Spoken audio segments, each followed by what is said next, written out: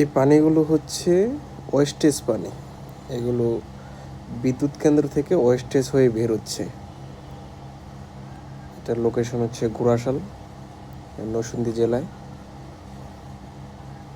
নদী থেকে যে পানি দিয়ে বিদ্যুৎ উৎপন্ন করে, তারপরে যে ওয়েস্টেজ পানিগুলো আছে সেটা এদিক দিয়ে নামে। তো ওই দিন গত শুক্রবার ওইদিকে ঘুরতে গিয়েছিলাম।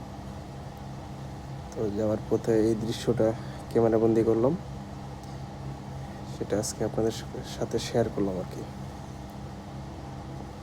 তো দেখুন আপনারা ভিডিওটা, একটা স্লো মোশনে আছে, 0.5 আছে। এটা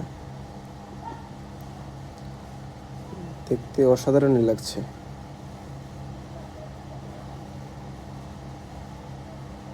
এরকম খুব কমই দেখা যায় সচরাচর কোথাও।